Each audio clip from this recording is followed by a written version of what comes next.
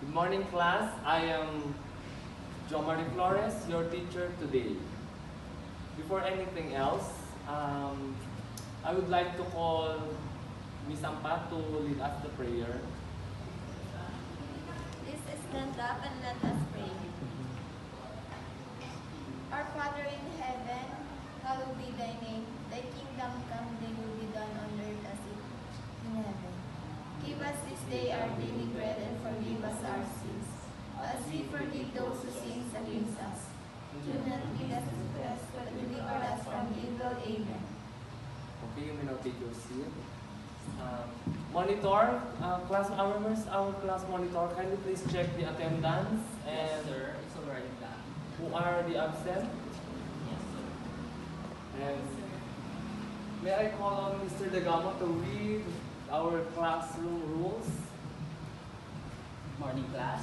So, here is our classroom rules. Number 1, respect others. Treat classmates and the teacher with politeness and consideration. Number 2, listen to the teacher. Pay attention when the teacher is speaking. Number 3, be prepared. Come to class with all necessary materials. Number 4, raise your hand. Request permission to speak or leave your seat. Number 5, follow directions. Obey the instructions given by the teacher. Number 6, be on time. Arrive promptly for class. Number 7, keep hands and feel to yourself. Avoid disrupting others. Number 8, respect school property. Take care of classroom equipment and materials. Number 9, use appropriate language. Avoid swearing or using offensive words. Number 10, be honest. Avoid cheating and be truthful. Number 11, participate in class. Engage in discussions and activities. And last, ask for help when needed. Seek clarification or assistance when unsure. Okay, thank you so much, Mr. Degamo. Okay, class, that is our some rules in our classroom. If you heard it, and may I now proceed to our topic, which is the role of food and beverages in culture, health, and society. Before anything else, sino sa inyo nakakaalala ng lesson natin about last meeting? Yes, Miss Leslie. Sir, our lesson about our last meeting is about table napkins. Precisely, very good. You may now take your seat.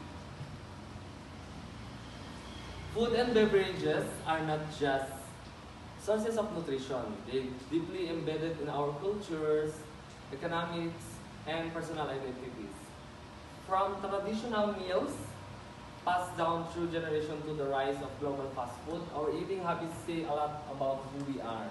Okay, class, are you aware that we are now facing some of foods that are not in a pure in meat or not what you call this in not pure vegetables, and there's a lot of chemicals and preservative added to our foods.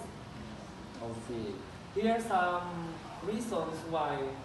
Number 2 is culture significance, tradition and identity.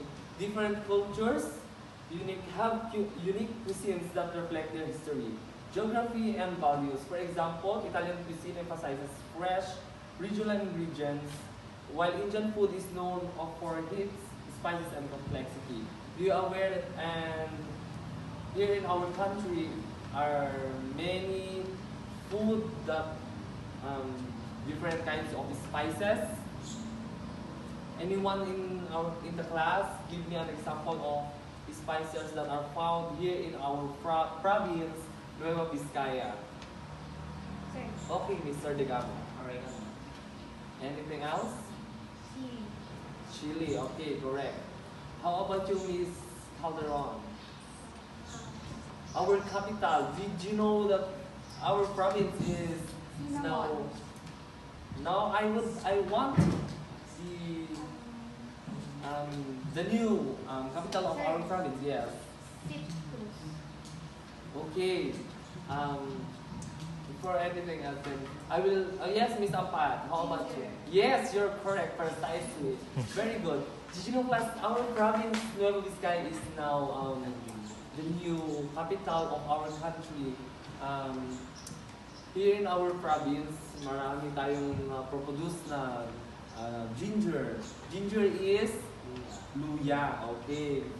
May I now proceed to the next? Health and nutrition. How about health and nutrition? Do you aware, class, na sa mga different kinds of foods na kinakain nyo mapaloob ng bahay o labas is healthy ba yan? No. Sometimes. Sometimes, okay.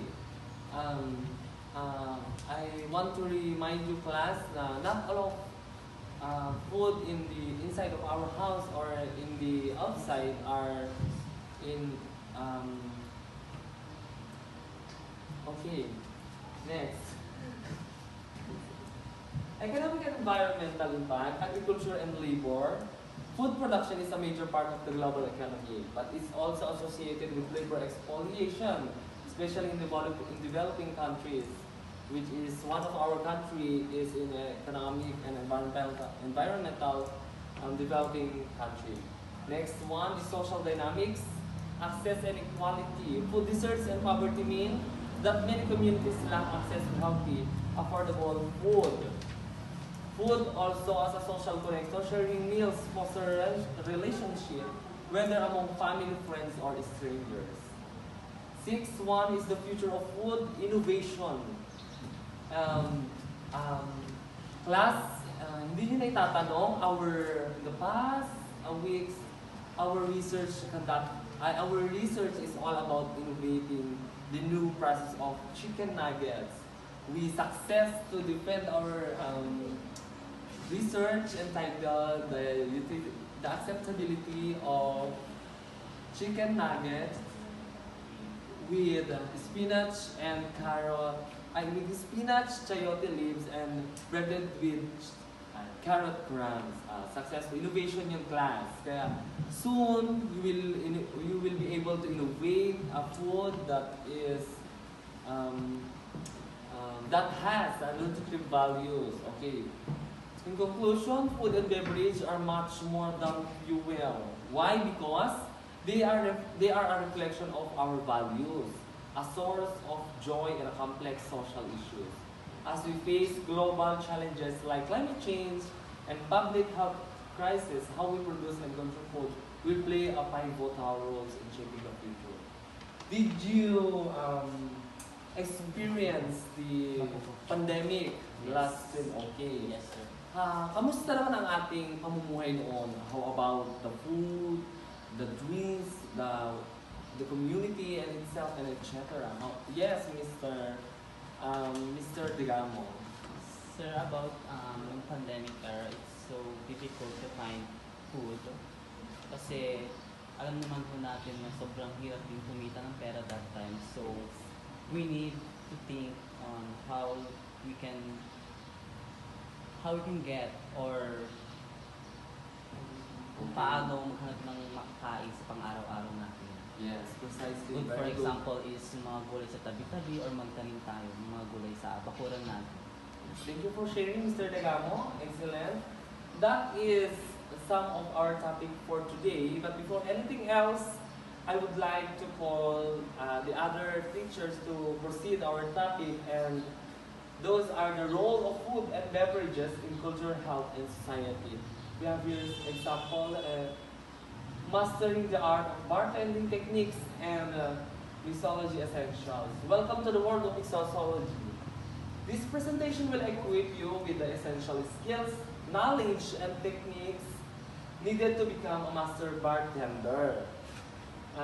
From the basic of shaking and stirring to creating your own signature cocktails, get ready to elevate your bartending game. Essential bartending skills, we have here the 4 elements. Shaking. Okay, class, do you know what is shaking? Yes. Except Miss Taylor Swift, shake it off. Yes, you can do that, shaking. Shaking, okay, let's proceed.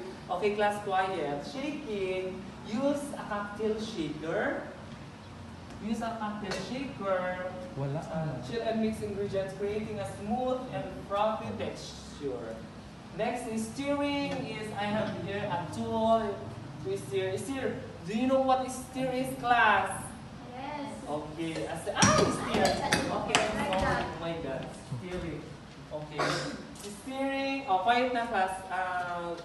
Listen na kay Sir Jones. Steer with a bar spoon for cocktails that are best served cold but without dilution. Okay, next, the muddling. Muddling. Use a muddler to crush herbs and spices, releasing their flavors into the drink. Yun yung kung familiar kayo sa drinks na may mga something na may herbs, ganon, yun yung pinang-press doon para lumabas yung katas at ma-mix sa iniinom nating mga drinks. Kung sino man ang pupunta ng mga bar, ayun, precisely present sila. So next, pouring. Do you know what is pouring, class? Yes, sir. What is pouring? That was not a, hindi siya ginagawa.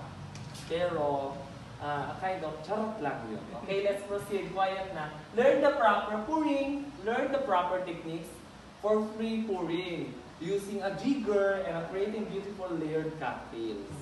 Did you get it, class? Yes, Yes, sir. sir. Okay. May I call on our next presenter, Sir Darwin Degamo. Okay, thank you very much, Mr. Flores. Okay, these are the classic cocktail recipes. Number 1, margarita. A refreshing combination of tequila, lime juice, and orange liquor.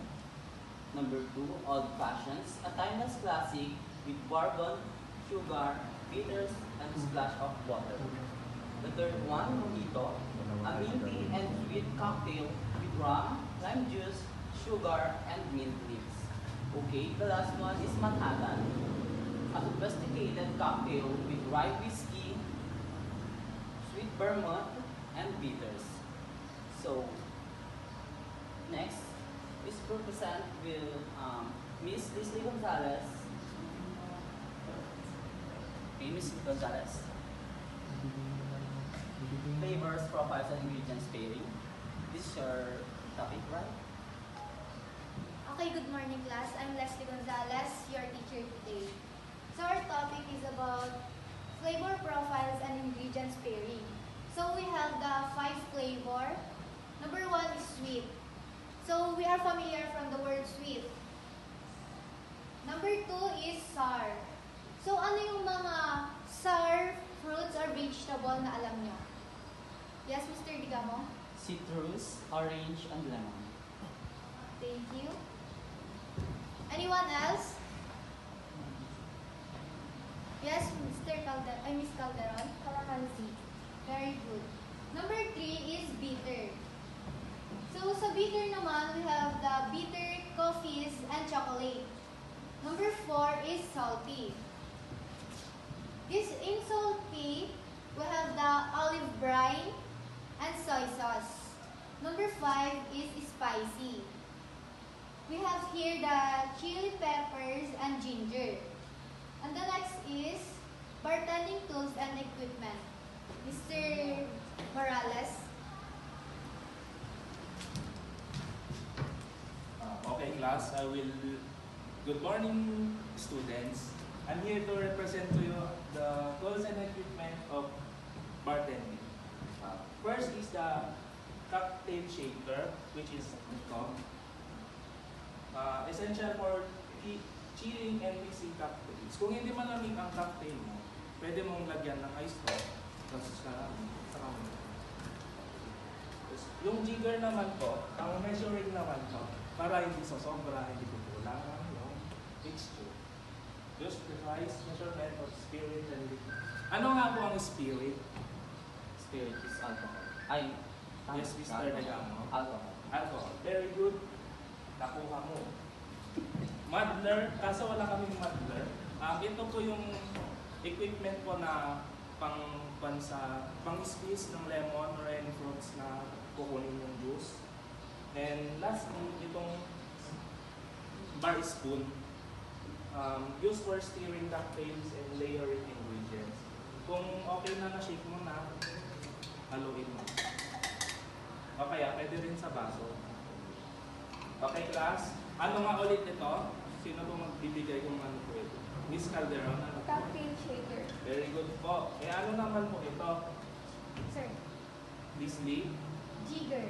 And it's in ano po ito? Mr. Darwin? Bar spoon. Very good, children. Thank you. And our next topic Okay, class. This is the continuation of our topic for today. Molecular mixology.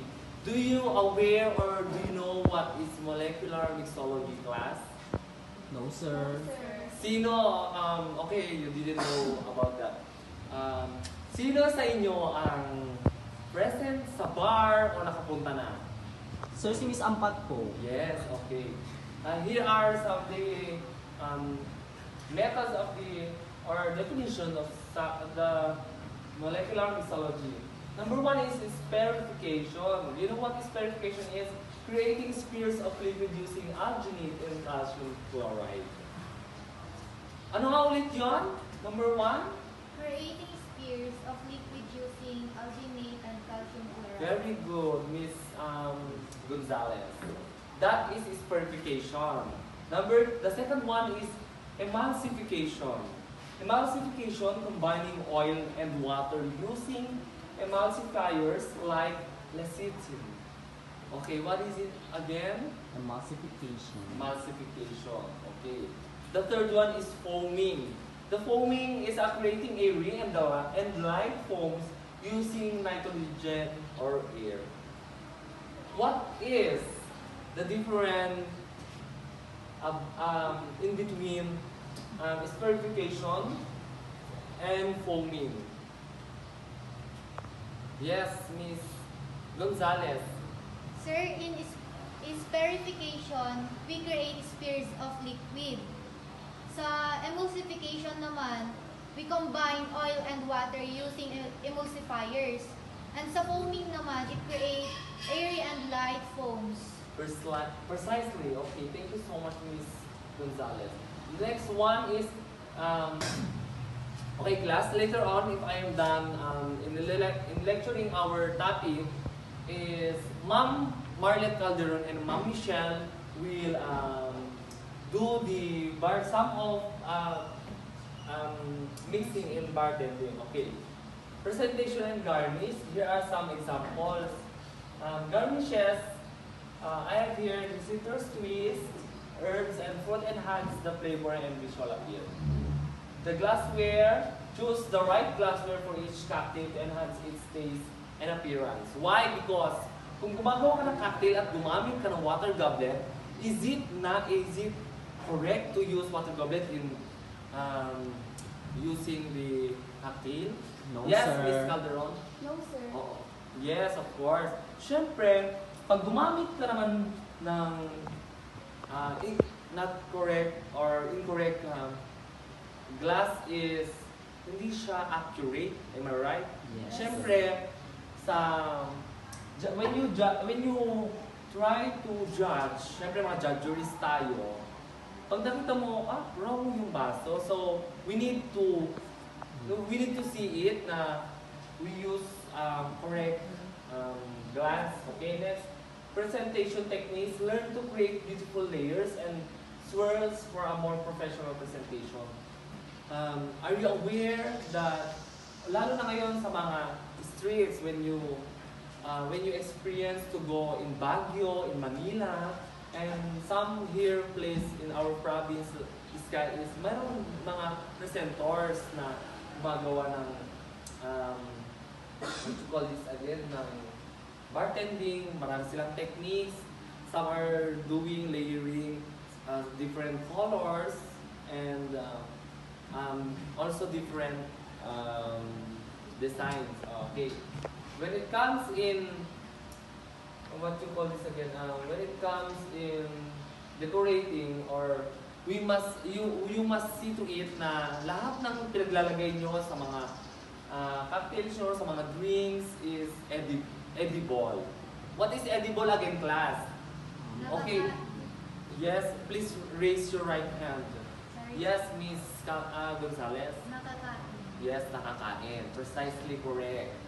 Edible means nakakain, natural, kumbaga, ayun, nakakain nga. Okay. Class, I have here, presenting, I have here examples of tools and equipments, different kinds of techniques. So prepare yourself later on.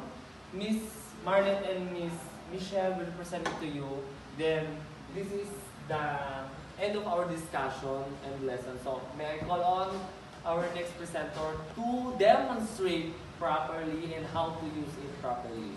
Okay. So, good morning, class. This is the bartending tools and equipment. So, we are going to demonstrate to you the basic bartending skills. So, first,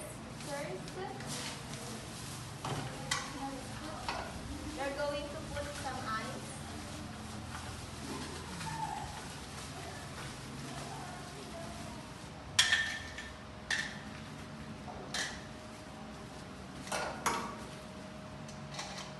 Second, we will pour some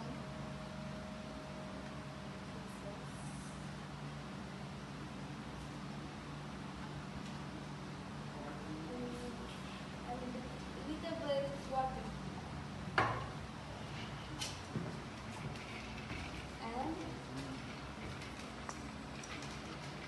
And shake it.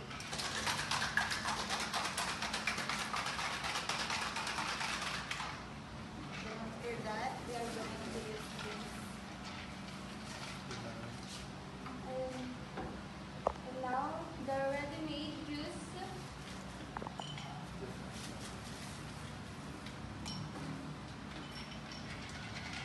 Okay, class, mas to see it, after nila mag-demo, you will try to go here in front to try the demonstration. Okay, just make it sure na makinig kayo maigi, ha? Yes, sir. Okay, go. So, Isa pa yun, no? Isa pa yun. so this is our final product. Okay, Can class. you please? Next is, okay, get ready na class. By group, pupunta dito. Yung mga group leader, then see to it na some are, where are the other groups? Nag-escape na naman sila. Okay, group 1 and group 2, kindly proceed na. Go, you perform it, then after that, mag-grade na tayo. Then what is the name of that tool in bartending? Captain Shaker. Okay. So first, we're gonna put some ice in cocktail shaker. Go, perform it, then later on I will correct you if The next one, Then put evaluation. I will evaluate you after that performance. and add water. add some water.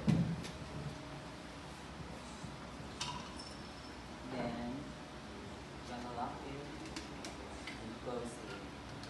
After that, we're gonna shake it light. Very good. So, after ma-mix na ito, ano pong gagawin na next? We drink it. First thing Drink to do, agad? Wala ka ng ano? Let's first thing to pour do it. is tanggalin mo muna yung sa taas, hindi mo ma-open yan. Okay. Then next, Pour We're it. gonna stir it before we pull it. Tama ba, ma'am? what is the importance of stirring? Make sure that the mix is well. Okay. Simple. As long as you understand how to do it and to understand it is okay.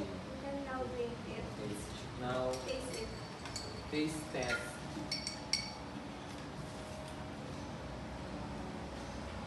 Okay. Very so good. refreshing. Very Oh, let's clap naman sa group 1 and 2. Ang galing. Mom, harap! Okay. After that, that is the end of our lesson for today. Okay, class. Next meeting, I would like I would like you to,